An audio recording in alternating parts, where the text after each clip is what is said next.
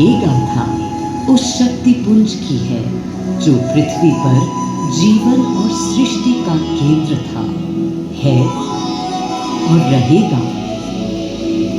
वो अखंड शक्ति स्रोत जो दिशा दिखाता है, सतत अनवरत है, जिसने श्री राम का मार्ग प्रशस्त किया। आदि नारायण सूर्यदेव। अयोध्या वासियों को भी प्रभु श्री राम की इस दुविधा का आभास होने लगा था। देखा क्या? तुमने देखा क्या? कितने सकुचाई से श्री रघुवीर थे। पद की प्रसन्नता या दर्प निरप होने का ललक या उमंग कोई कुछ भी तो दिखी नहीं। मुकुट सामने रख कितने अधीर थे। वे तो थे अधीर ही, हाँ थोड़े गंभीर थे। सौम्य मुखमंडल पर निर्बलों की पीड़ा थी। दीनहीन असहाय वंचितों का दर्द था। उनके लिए मुकुट अथवा राज सिंहासन वैभव का लोग नहीं। अब कैसे सुखी दिखे जब तक सुखी सारे लोग नहीं। तब दिशा निर्देशन के लिए श्री राम ने स्वयं सूर्यदेव का स्मरण किया। श्री राम सूर्यदेव का आवाहन करने लगे। क्लांत मन से उन्होंने अपने पितामह को याद किया। मन असमंजस में था उनका। कर्तव्य की सही दिशा उन्हें सूझ नहीं रही थी। क्या उचित है प्रजा के लिए, उनके लिए, वंश के लिए, धर्म के लिए, शांति के लिए। इसी परामर्श के लिए अंतर्मन से उन्होंने सूर्यदेव को पुकारा।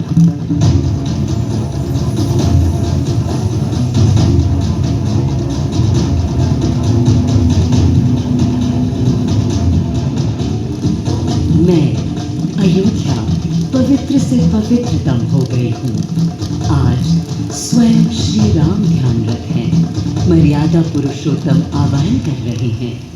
उन सकारात्मक शक्तियों का संचार कर रहे हैं जो उन्हें, मुझे और मेरे यानी अयोध्या के हर निवासी को अनंत काल तक सही दिशा दिखाएंगे। संभव है स्वयं सूर्यदेव सशरीर पधारे अयोध्या की धरा पर।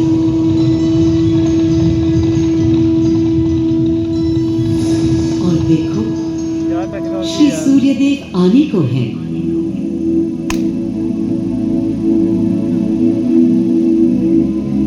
उनकी पहली किरण के स्पर्श से कलियां एक एक कर खिलने लगी।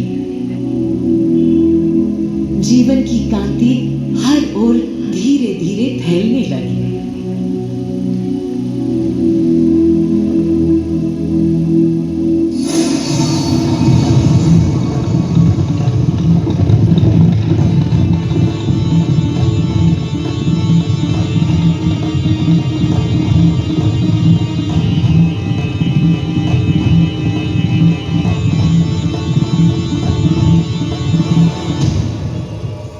कितना अनोखा दिन है। स्वयं सशरीर अपने अलौकिक स्वरूप में पधारे हैं श्री सूर्यदेव नारायण, और उनके अधीर मन के संशय मिटाने को। अधीर है या गंभीर है, मैं जानता हूँ क्या उनकी पीड़।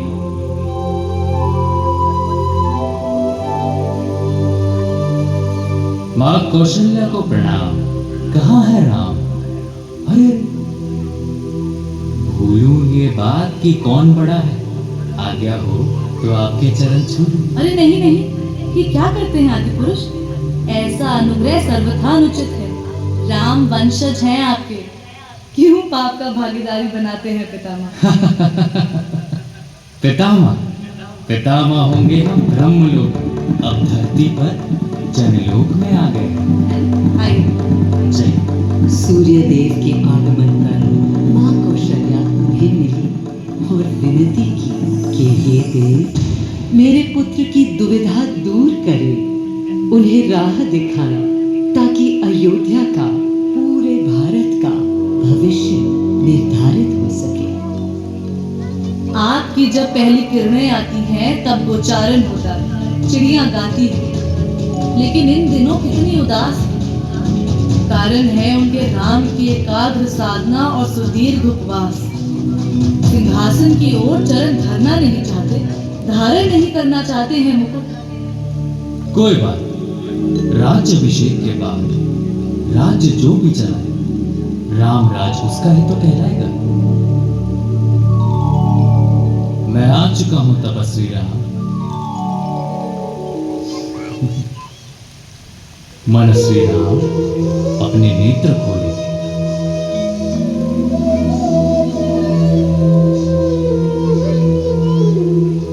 प्रणाम पितामह, प्रणाम। प्रणाम मेरे राम, प्रणाम। पितामह, राम राज्य क्या है? राम स्वयं पूछ रहे हैं कि राम राज्य क्या है। पुनर्तः नया प्रश्न है। अभी तो आप कह रहे थे जो भी मैं चलाएगा। कह रहा था कि राम राज्य में राम के लिए भी विधान होंगे। आदिदेव, कुछ अनुमान तो मुझे है, लेकिन अब आप बताइए क्या विधान है।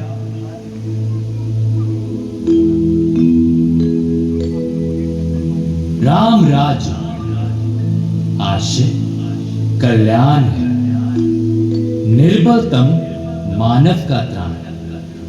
भय हो ना भीति हो, मुख्य राम राजनीति जन जन की प्रीति हो। लोक संरक्षण हो, सत का आभास हो, परमानंद प्राप्ति हेतु मंगल उद्भास हो। प्रेम परम तत्व हो, सब में समत्व हो। दैहिक दैविक या भौतिक संतापों की औषधि अचूक राम बाण है। राम राज्य आशय कल्याण है, निर्बलतम मानव का त्राण है। प्रमोदित अपंतव हो, आस्था का घनत्व हो।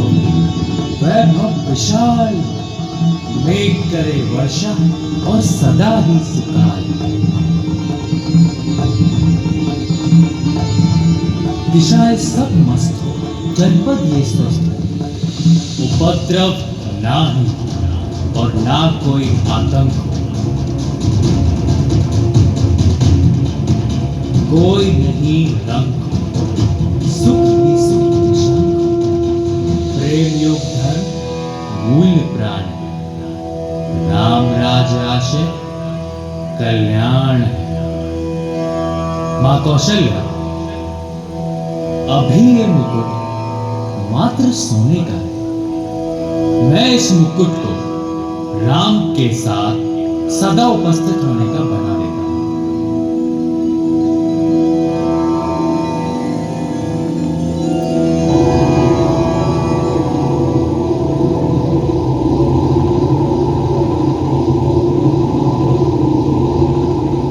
स्वयं सूर्यदेव ने मेरी यानी अयोध्या की धरती पर श्री राम को राम राज्य का वर्णन सुनाया, उसका आधार रखा और उनके मुकुट को अपनी रश्मियों से आशीर्वाद दिया।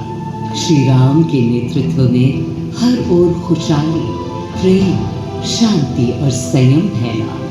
हर ओर रोशनी, प्रकाश और जीवन का संगीत गूंजने लगा। राम राज्य का पथ दर्शाकर चल दिए सूर्यदेव पुनः अपने लोक, ताकि अनंत काल तक अयोध्या ही नहीं पूरा विश्व उस शक्ति का संचार अनुभव कर सके। हर दिशा खिल उठी श्री राम के राम राज्य से। सूर्यदेव के स्पर्श से पावन हुई मेरी धरती, पर जहां उनका रथ रुका था वहां स्वयं यह कुंड बन गया। समय बदला, मेरा और इस कुंड का स्वरूप भी बदलता गया। स्कंद पुराण के अनुसार यह स्थल घोषार्क तीर्थ के नाम से भी जाना जाता है। जब प्रतापी राजा घोष यहाँ आए और उन्होंने ऋषियों को यहाँ स्नान करते देखा तो स्वयं भी किया, जिसके बाद उनका शरीर दिव्य, निरोगी और अलौकिक हो गया। और इसी कुंड के जल से उनकी काया भी कांतिमय हो गई। यहाँ की गई उनकी घोर तपस्या का तेज आज भी अनुभव किया जा सकता है। दिन बीते, साल बीते और फिर अनेकों सदियों के बाद राजा दर्शन सिंह यहाँ आए। यही तपस्या करने के बाद उन्होंने यहाँ सूर्य मंदिर, कुंड और चारों ओर घाट का निर्माण कराया, जिससे यहाँ की प्रजा भी इस अलौकिक कुंड का लाभ उठा सके। सूर्य देव के महात्म्य से मैं अयोध्या और तेजमय हो गई और इसका प्रमाण इस सूर्य कुंड और समीप स्थित गरिमा में सूर्य मंदिर से स्थापित हो जाता है।